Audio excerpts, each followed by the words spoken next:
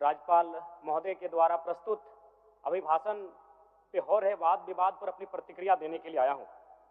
महोदय, एक छोटी सी कहानी मैं बताना चाहूँगा।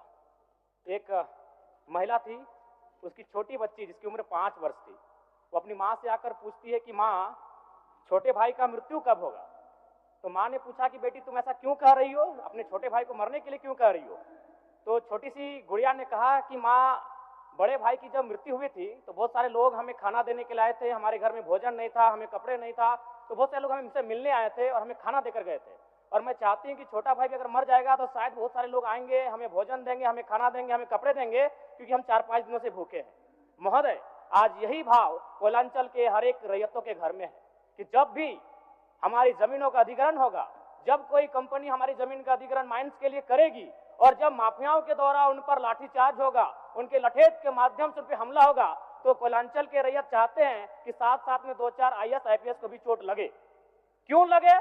न विगत कुछ दिन पहले बागमारा में एक घटना घटी थी, हिलटॉप कंपनी का मामला था, DSP महोदय घायल हुए थे, सरकार ने वीडियो कॉल से बात किया था, सरकार ने उस मामले को संज्ञान में लिया था, लेकिन ठीक उसके कुछ दिन बाद सिंदरी के सुरंगा में फिर एक घटना घटती है। इस बार महिलाओं को सड़क पे दौड़ा दौड़ा कर पीटा गया, उनकी साड़ियों को फाड़ा गया, उनके कान की बालियों को नोच कर छीन लिया गया, लेकिन न FIR होता है, न कार्रवाई होती है। महोदय, इसी प्रकार से आज एक मामला संज्ञान में आया है। मैं सदन को सचेत करना चाहूंगा, ये मामला मांडू का है। महोदय, मांडू के प्रभावित गांव बसंतपुर, पचड़ा, कोतरे, बालमहुआ, हुरदाग, रहवान, पचमो, इचाकडी, बरगैया, ठोठाटा, लइयो, दनिया, यहाँ एक कंपनी है, उस कंपनी का नाम है पावर मेक लिमिटेड और उसकी सहयोगी कंपनी अमर इंडिया लिमिटेड।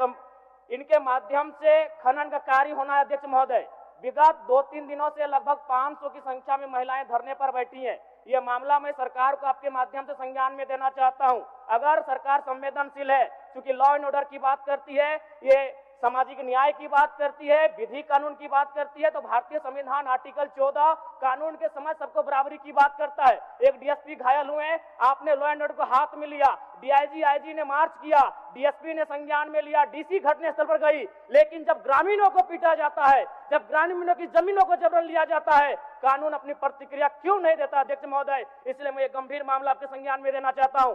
महोदय, भारतीय संविधान आर्टिकल 301 कहता है, क्योंकि इससे पहले जो जमीन का मामला था वो हमारा मौलिक अधिकार था, लेकिन संशोधन करते हुए 300A में डाला गया है। वर्तमान वो हमारा मौलिक अधिकार न होकर संवैधानिक अधिकार है। अध्यक्ष महोदय, और वो क्लाउज कहता है कि जिसके पास भूमि नहीं है सरकार उसे भूमि आवंटित करेगी, लेकिन यहाँ दुर्भाग्य इस राज्य का कि जिनकी भूमि है सदियों से, हजारों वर्षों से वो भूमि पर वो जोत कोड़ करते हैं, और आज लगता है कि ब्रिटानिया हुकूमत बरकरार है, ईस्ट इंडिया कंपनी का शासन इस राज्य में बरकरार है। आज इसी प्रशासन के जोर पर आज उनकी जमीनों का जबरन अधिग्रहण किया जाता है। मांडू का मामला को संज्ञान में लीजिए, सुरंगा का मामला संज्ञान में लीजिए, भौरा का मामला संज्ञान में लीजिए। अध्यक्ष महोदय, क्योंकि रोज रोज आपके DSP घायल होने का इंतजार मत कीजिए।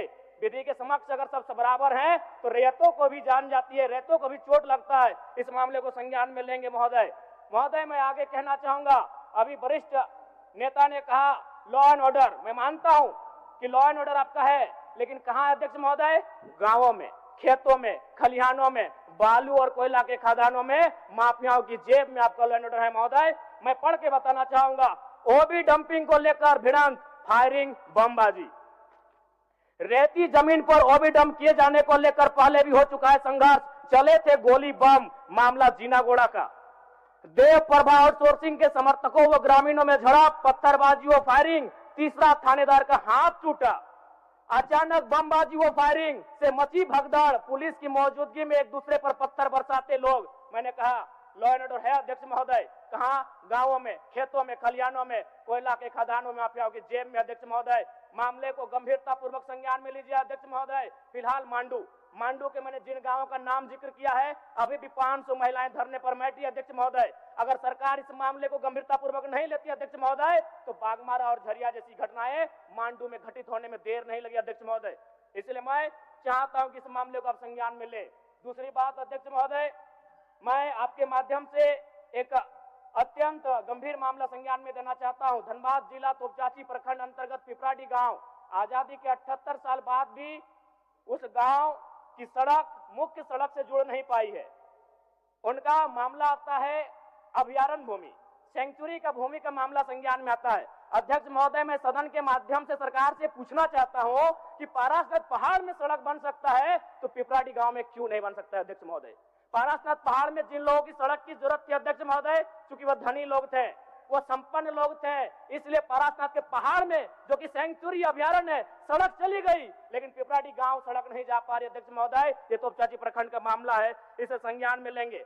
दूसरी बात अध्यक्ष महोदय, जो विषय मैंने कहा 300A में स्पष्ट है कि राज्य अपनी विधायकी शक्ति का उपयोग करके संपत्ति के अधिकारों को सीमित, कम या बदल कर सकता है। इसलिए आपसे आग्रह होगा, जो भी मामले भूमि संबंधित खासकर खनन क्षेत्रों से आते हैं, उसके लिए आप एक पोर्टल बनाए अध्यक्ष महोदय, एक शिकायत पत्रिका बनाए अध्यक्ष महोदय, क्योंकि मामला बहुत ही हिंसक रूप धारण कर लेता है। मैं उस क्षेत्र से आता हूं, मैं कोयलांचल के क्षेत्र से आता हूं अध्यक्ष महोदय, मैं रोज बमबारी, गोली, तमाम घटनाओं को देखता हूं, सुनता हूं अध्यक्ष महोदय, और आम व्यक्ति की कहीं सुनी नहीं जाती है। इसलिए आपके माध्यम से सरकार से मेरा आग्रह होगा, ऐसे विषयों पर सरकार गंभीर रहे। अगर गंभीर नहीं रहती है तो अप्रिय और अनहोनी घटना होने में देर नहीं लगी अध्यक्ष महोदय। धन्यवाद अध्यक्ष महोदय, बहुत बहुत धन्यवाद। माननीय सदस्यगण, सभा की कार्यवाही गुरुवार